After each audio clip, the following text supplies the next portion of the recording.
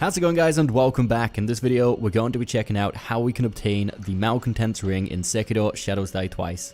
The Malcontents ring is an upgrade material that is required to upgrade the finger whistle to one of its later forms. The way to get this ring is simply by killing the Shichimen warrior down in the Ashina Depths. However, to make this mini boss spawn, we will need to have killed the Undying Ape, and by that I'm referring to the double ape boss fight we do in the very same room, and then we need to completely finish off the Undying Ape by using the mortal blade on the corpse afterwards. We do already have a video on the channel explaining how to unlock the Undying Ape boss fight, which I will leave in the description down below if you're having trouble actually activating the fight in the first place. But to sum it up, what you need to do first is kill the Guardian Ape down at the Sunken Valley, and then come back to this room in the Ashina Depths, and the Undying Ape boss fight should initiate, and then if you have the mortal blade in your possession, you'll be able to do a final death blow, completely killing off the immortal. Now this is assuming that's already been done and that's in the past. Now we want to return to that same room as we said before, and this mini boss fight should initiate. And this boss fight's kind of interesting. It can be either very hard or very easy depending on how lucky or unlucky you get.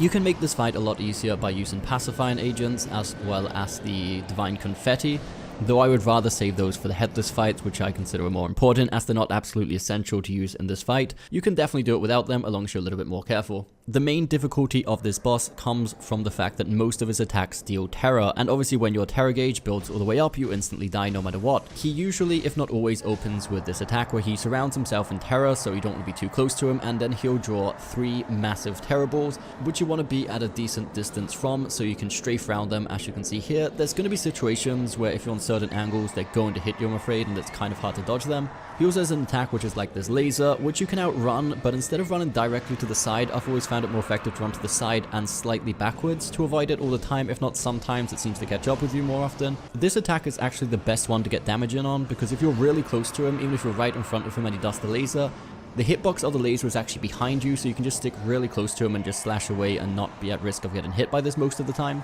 Which brings me to the main strategy for this fight to make it a lot easier, is pretty much stick to him like glue for the entire fight, unless it's doing the aura thing where he surrounds himself in terror, then you want to back away. But anything else, just stay directly underneath him, try to deflect the attacks when they come in. If he grabs the staff with 2 hands and does a physical attack, it won't be 1 swing. If he grabs it with 1 hand, he'll go for 1 swing, followed by a back swipe afterwards, so definitely try to deflect both of those to build up the posture gauge. Don't be too paranoid of getting hit by the small terror balls. They don't do that much damage and the build up isn't too bad. If you try to dodge every single one, you're never going to get enough damage. You're best off just trying to get the hits in as soon as possible. This is one of the few boss fights where being greedy does pay off. Also, if he jumps up and does the giant orb attack while it's directly above you, simply run in towards him and slightly to the side and you'll outstrafe it every time without a problem. Once you hit stage 2, the fight is very similar still, not much changes, except now he can disappear and reappear in a different part of the arena.